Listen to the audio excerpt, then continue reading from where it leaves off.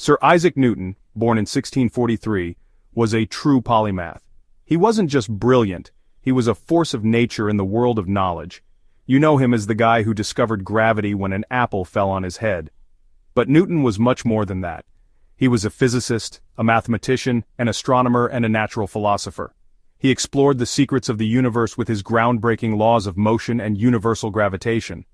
Newton's curiosity knew no bounds.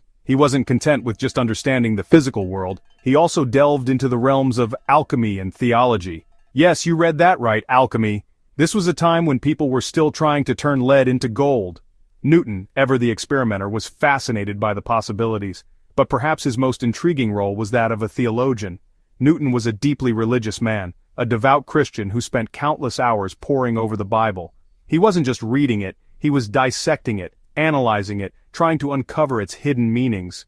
It was this fascination with the Bible, particularly the book of Revelation, that led him to make a prediction about the end of the world. Now, before you start panicking, remember that this was Newton, a man who weighed his words carefully. Let's delve into the how and why of his intriguing prophecy. The book of Revelation, the last book of the New Testament, is a fascinating and often perplexing piece of writing. Filled with vivid imagery, cryptic symbols, and pronouncements of the end times, it has captivated and confused readers for centuries. Isaac Newton was no exception. He was drawn to its mysteries, convinced that it held secrets about the future of humanity. Like many scholars of his time, Newton believed that the Bible, including the book of Revelation, contained prophecies that could be deciphered and understood.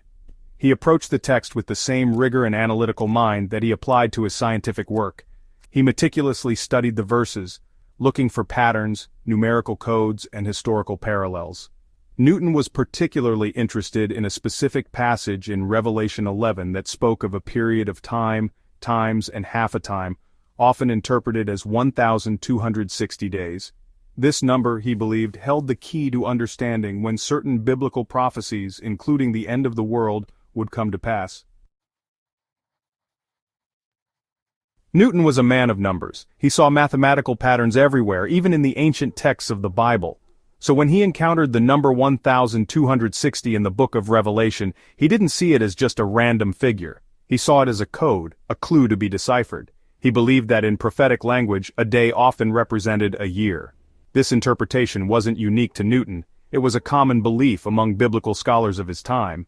So the 1,260 days mentioned in Revelation, according to Newton, actually represented 1,260 years. But how did he arrive at the year 2060? This is where his historical knowledge came into play. Newton pinpointed the year 800 AD as a significant marker.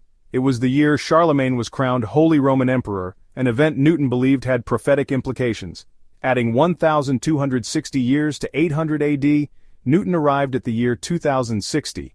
This, he concluded, could be a potential year for the fulfillment of biblical prophecies, including the end of the world as we know it.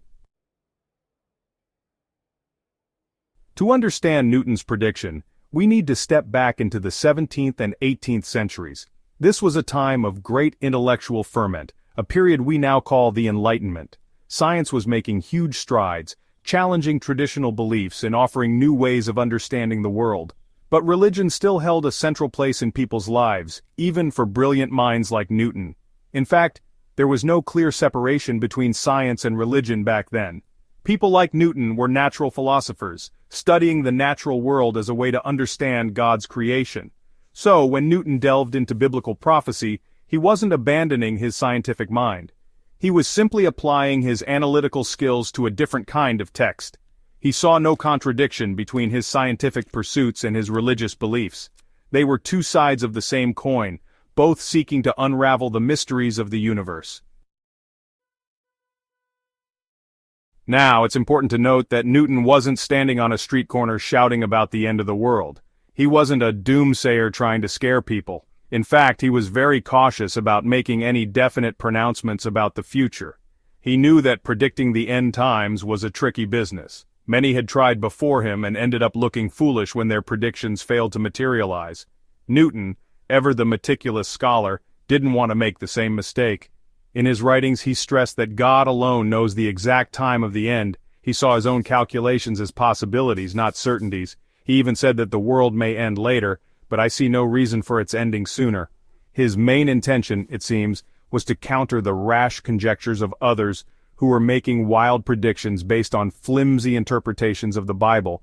He wanted to bring a sense of reason and careful analysis to the discussion of prophecy. So what are we to make of Newton's 2060 prediction today, centuries after he made it? Well, for starters, it's important to remember that the world hasn't ended yet. But more importantly, modern scholars who have studied Newton's writings suggest that we might be misinterpreting his words. They argue that Newton wasn't necessarily predicting a literal apocalypse, a fiery end to the world. Instead, he might have been thinking of a spiritual transformation, a period of great upheaval and change that would usher in a new era of peace and understanding. Think of it like a reset button for humanity, a time when old ways of thinking are challenged and a new spiritual awakening takes place. This interpretation aligns with the concept of the millennium often discussed in Christian theology, a 1,000-year reign of peace and righteousness on earth. Newton's prediction, whether we interpret it literally or metaphorically, raises some interesting questions about the relationship between faith and the future. It reminds us that throughout history, people have looked to prophecy, to divine revelation, for clues about what lies ahead. It also highlights the enduring power of ideas. Even centuries after his death, Newton's musings on the end times continue to fascinate and provoke us. They remind us that even the most brilliant minds grapple with questions about the ultimate fate of humanity and the meaning of existence. Whether 2060 brings about a spiritual revolution, a major shift in human consciousness, or simply marks another year in the steady march of time, one thing is certain: Newton's legacy of curiosity, intellectual rigor, and a deep-seated fascination with the mysteries of the universe continues to inspire us today. Newton's 2060 prediction, while rooted in his religious beliefs and interpretations of biblical prophecy, serves as a testament to his enduring curiosity and the interconnectedness of knowledge.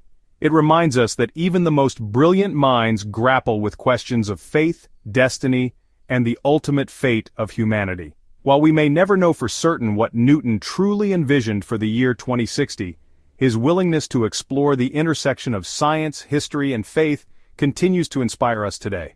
His legacy encourages us to approach the world with open minds, seeking knowledge and understanding in all its forms, whether through the lens of a telescope or the pages of an ancient text. As we move further into the 21st century, Newton's prediction stands as a reminder of the enduring power of ideas, the importance of critical thinking, and the human desire to make sense of the world around us, both the seen and the unseen. And perhaps it serves as a gentle nudge to approach discussions of the future, not with fear or certainty, but with a healthy dose of curiosity and a willingness to embrace the unknown.